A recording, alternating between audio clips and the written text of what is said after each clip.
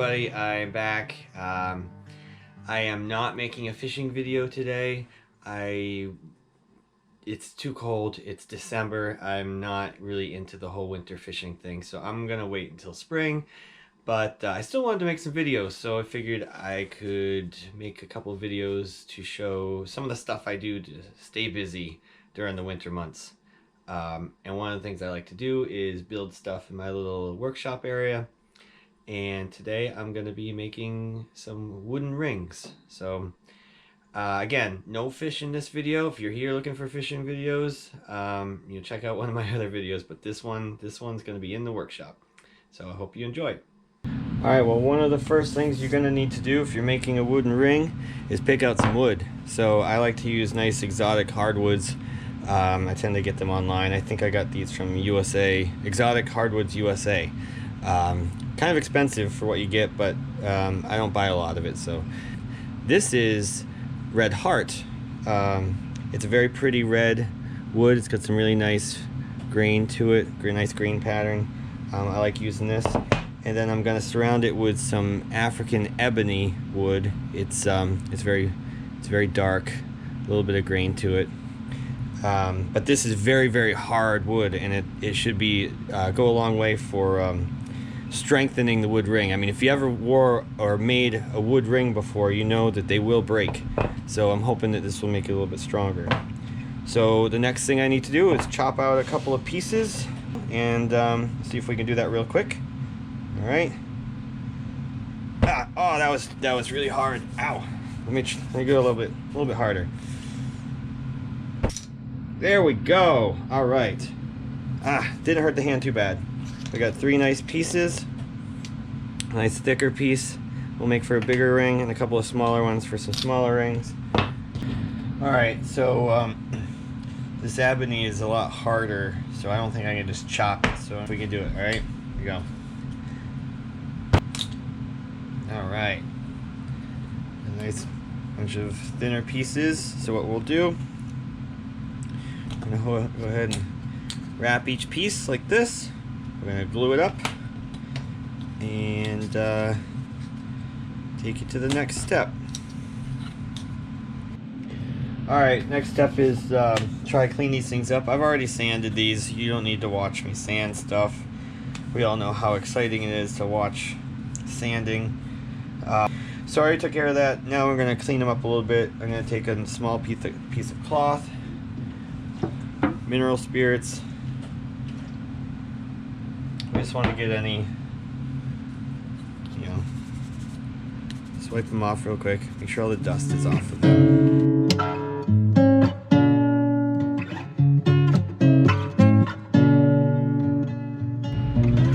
Alright, I waited for the mineral spirits to dry. So now these are about as clean as I can get them. My workshop is not the cleanest place in the world, so there will be dust in here, but I did my best. As you can see, I put some wax paper down. I try not to make too much of a mess when gluing stuff up, but you can see from the rest of my bench I'm not always successful at doing that, but I do my best. So now what we're going to do is we're going to put some glue on here. I like to use Tight Bond wood glue. I think this stuff works really well. And I did arrange these so the grain pattern is not all going to be lined up. It will make the ring a little bit stronger if the grain's not all going in the same direction. So here we go. Alright, got the glue down.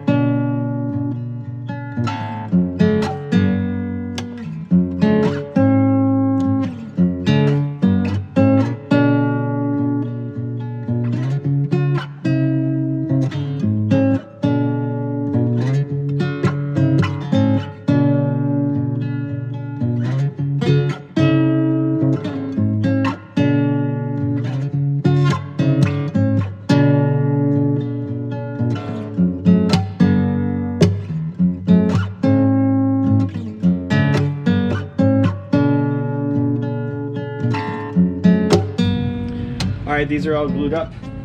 Generally they take about 24 hours. I think Tight Bond even says it's less than that. Don't stress joints for 24 hours. I could remove the clamp in 30 minutes if I want to, but I'm gonna leave them on for 24 hours. Make sure they're good and dry, and then we'll shape them up. But you probably don't want to sit here and watch this for 24 hours. So we're just gonna do this. All right, the day has gone by. These are nice and dry. You can see all the dried glue in there. These are all pretty good. Again, now put these here, take this away. That is not needed. I also found a ring core or a ring blank that I had bought a while ago. So I'm gonna use this too. So the nice thing about doing wooden rings without the blank is it doesn't really matter what size you cut the wood. It just depends on how big you want the ring. With the ring blank, you gotta make sure you cut it to the right size. So I'm gonna do the same. See, I got a little friend here. I'm gonna do the same pattern. I'm gonna use these woods again, but this time I have to be a lot more precise on where I cut. So I marked 5 millimeters here, and this is the important piece. The other ones I can shave off when I'm turning it. I haven't marked this, so it doesn't really matter as much. But I'm gonna cut these up, do another glue up, which will take an extra day. So this will be behind, but I'll show you how you can make a ring with a ring blank as well as just a straight up wooden ring. All right, so my next step with these is roughly mark the middle point. And doesn't have to be that accurate. I'm just gonna cut the corners off to make it a little easier to turn. So I did that on each one of these. And I'm gonna cut these corners off.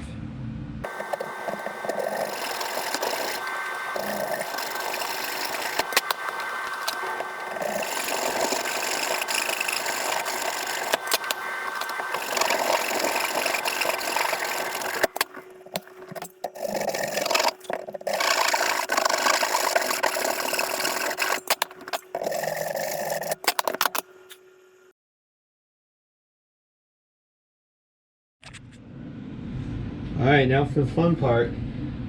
I actually get to turn this stuff. So before I get started, I always like to wear a face shield when I use my lathe. You never know when something's going to come flying off this thing. Scare the crap out of me. Hasn't happened yet, but I don't want to be unprepared. I've done this a couple ways. Sometimes you can actually glue this directly to this. This is just a scrap of oak. You can glue it right on, but then you're gonna have to cut that off, so you'd have to have a wider piece here. I didn't do that. I'm gonna try double-sided tape, and it's the first time I'm trying this, so hopefully it works. I never really used double-sided tape before, but it's very sticky. And so I got those off. So I'm gonna stick this hopefully in the middle. Of course I did the wrong side, so I can't see. Let's see how it turns. Right, well, it's not flying off. Seems like it's on there pretty good.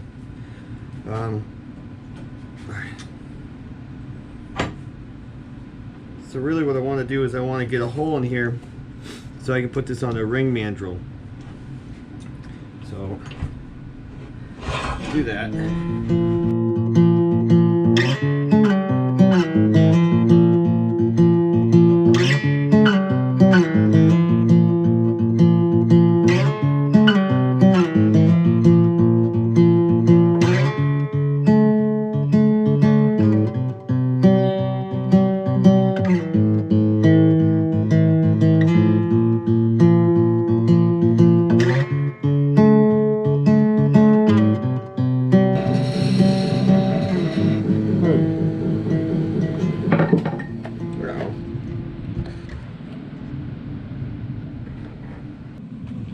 Alright, now for the fun part. We got it switched over to this ring mandrel, which is tightened, so that's on there really secure. Now I'm not worried as much about it flying off. It still could break. If there are cracks down the middle, it still could come flying off, which is why I've still got face mask, face shield. So I'm gonna turn this a little bit and see how it starts to look.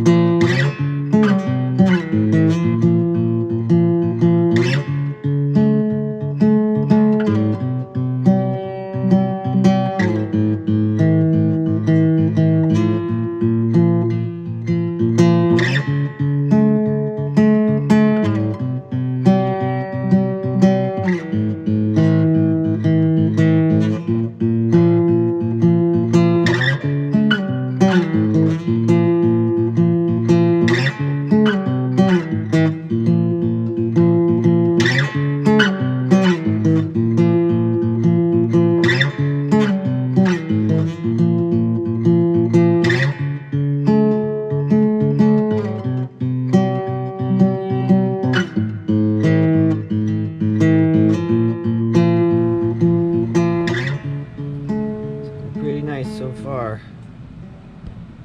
Might be a little thick still. I'll take it off and look at it. Alright, well, I took a break, took it off the mandrel just to take a look at it. It's still too big. It does fit on my finger, but that would be a massive ring to wear. It's really bulky and uncomfortable, so it needs some more time. We're gonna see how thick it is. Needs to be thinned out a little bit, but it's looking like a nice ring so far. Let's get some nice grain pattern in it from the red heart. Nice contrast with the black, the ebony. So we'll keep working on it.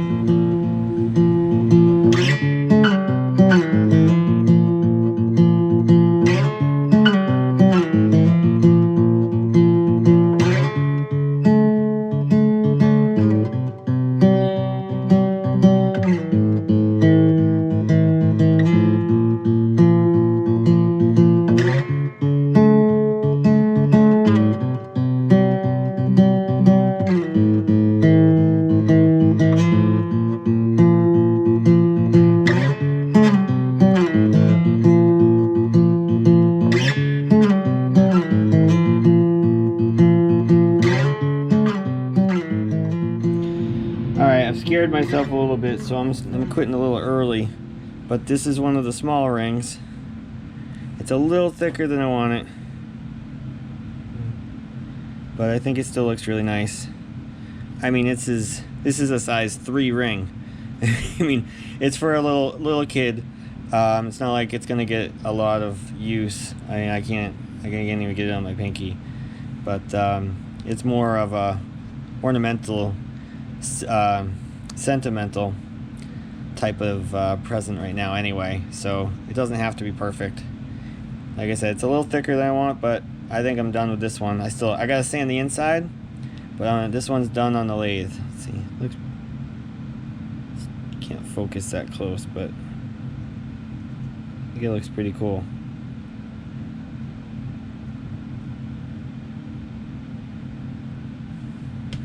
Alright, so one of the least fun parts of making rings is this step, which is sanding.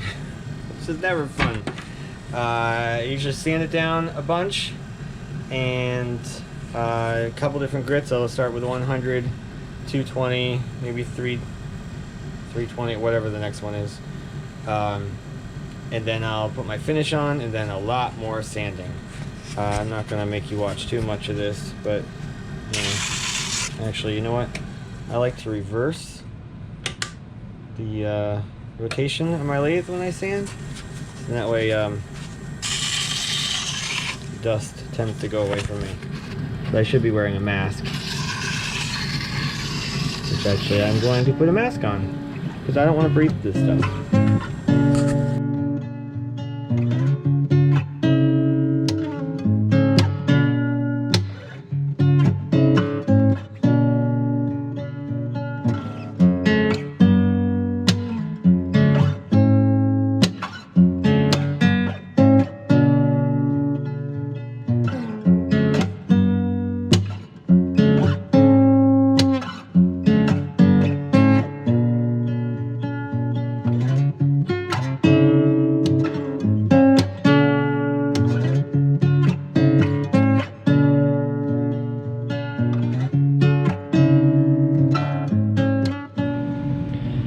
Alright, I tried using the thick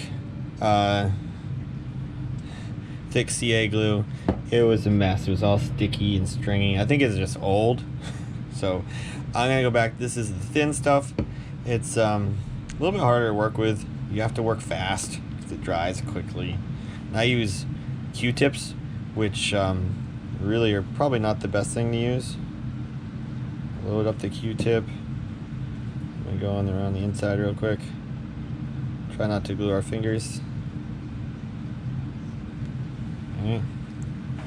Then we can take some accelerator.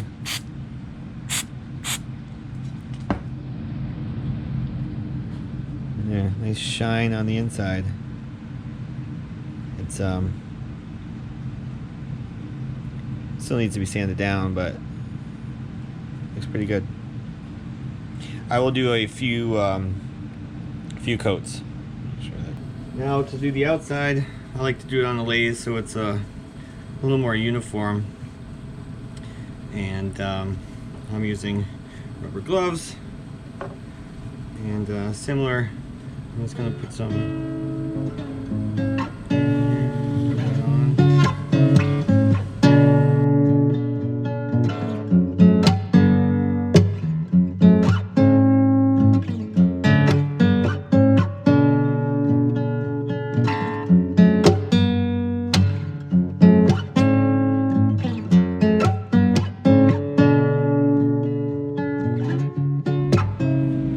Alright, at this point, these things could be considered done.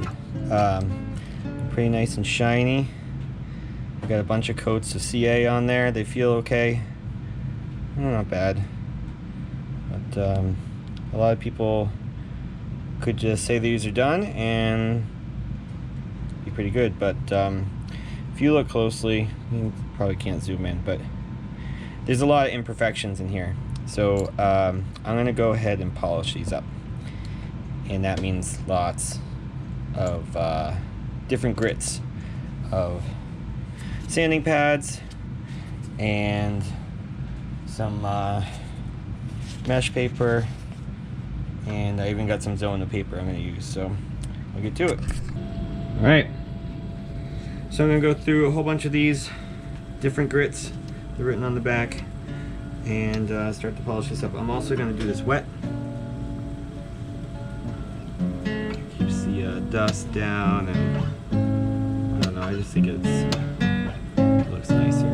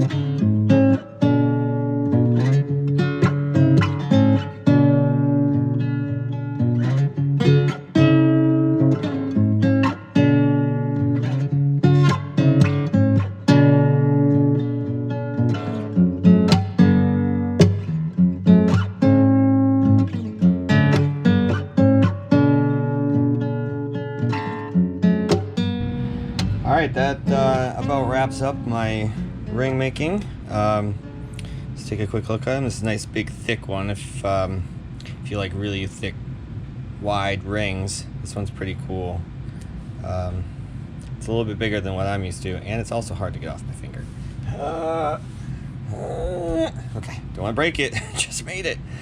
Yeah, I thought the grain came out really nice. Then a couple of small versions for the kids. As long as your kids are older than, I don't know, 3 or 4. It's even not a guarantee at that point. But as long as they're not going to swallow them, these are pretty cool little gifts. Again, thought it came out really nice. These are all wood, so that, like I said, they will break. They're not meant to last forever. I guess if you're really delicate with them, they should last, but they will break. This, on the other hand, this should not break. So it's got the ring, the core in there. So what I like about these is that I didn't have to shape, sand, or finish the inside. So it made it a lot easier. It's also a much thinner.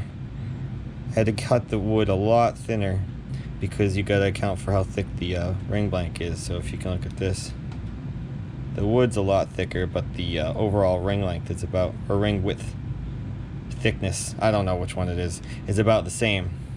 But the actual wood is much thinner because I had to account for the metal in there. But thought this one came out pretty good too. Similar process for these, except the inside's a lot easier. But you know, they look different. You know, I like the rusticness of the all wood ring, and this looks a little more polished, a little more fancy, and it's also a lot more durable. But I like the wood rings. I think they're really cool. It's also a lot lighter. This is a lot heavier. But that's it. So that's how I make my wood rings. Pretty simple process and nice gift for people who like rings.